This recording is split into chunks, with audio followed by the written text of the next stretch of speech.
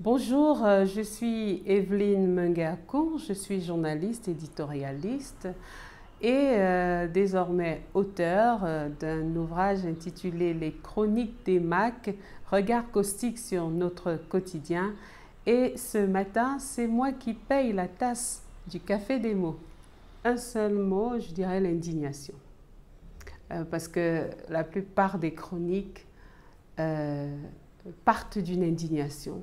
Et puis ma façon de répondre à cette indignation-là en disant « Ok, j'ai fait ma part, les outils dont je dispose, c'est ma plume, c'est ma voix, ce sont les ondes, je les utilise et maintenant c'est l'écrit, c'est le livre » pour partager cette indignation en espérant qu'on constitue une cohorte d'indignés qui ne vont pas se contenter de s'indigner, mais qui vont agir chacun à son niveau pour que les choses qui sont décrites là ne se banalisent pas, ne deviennent pas banales au point de les normaliser. Des fois, je note des chroniques qui me viennent à l'esprit comme ça, en me disant je vais les traiter.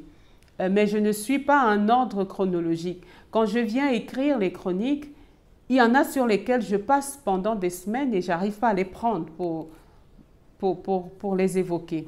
Il y en a qui arrivent toutes seules, il y en a d'autres qui ont plus de mal à s'exprimer, parce qu'il y a des sujets qui ne sont pas prenables. Il y a des sujets qui sont même pas ironiques, qui se prêtent pas à l'autodérision, etc.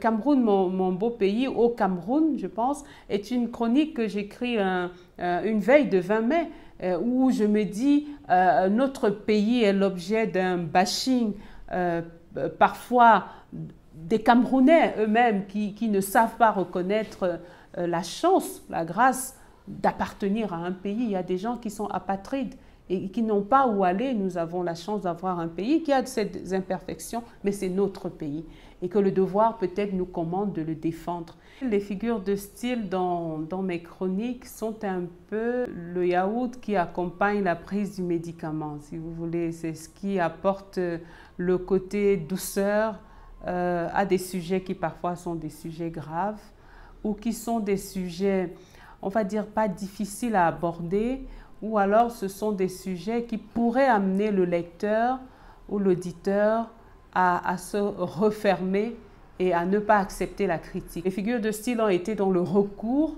pour pouvoir faire passer les choses avec de l'autodérision, avec de l'ironie, avec de la litote, avec même de la caricature.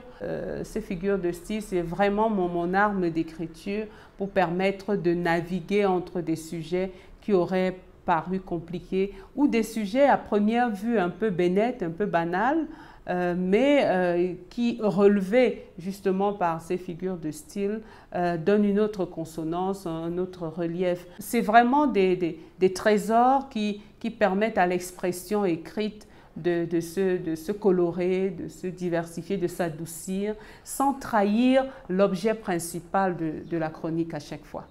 Et pourquoi j'écris ces chroniques? C'est justement pour surligner pour moi des écarts sociaux qui tendent à se normaliser. J'ai toujours travaillé, et c'est une option professionnelle que j'ai prise, travailler sur des sujets sociaux, de regarder, d'observer la société, et de trouver la manière dont, par mon métier de journaliste, je peux aider la société à aller mieux, ou je peux à tout le moins braquer les projecteurs sur les questions qui sont des questions sociales difficiles, qui l'une additionnées, les unes additionnées aux autres, peuvent justifier notre mal-être collectif. Et donc, effectivement, parfois, on peut être interpellateur dans le ton, on peut être accusateur aussi dans le ton, mais ça dépend toujours du type de sujet qui est abordé. C'est peut-être davantage l'éditeur qui aurait pu répondre, mais je lui ai livré mes chroniques telles que je les avais écrites au fur et à mesure des jours. Donc, cet alignement correspond en fait à l'ordre d'écriture des chroniques. C'est-à-dire qu'au moment où je transmets mes chroniques à l'éditeur, je venais d'écrire dans la même semaine Chauffard. le mardi. Et je pense que c'était un jeudi ou un vendredi que je lui ai envoyé mes chroniques.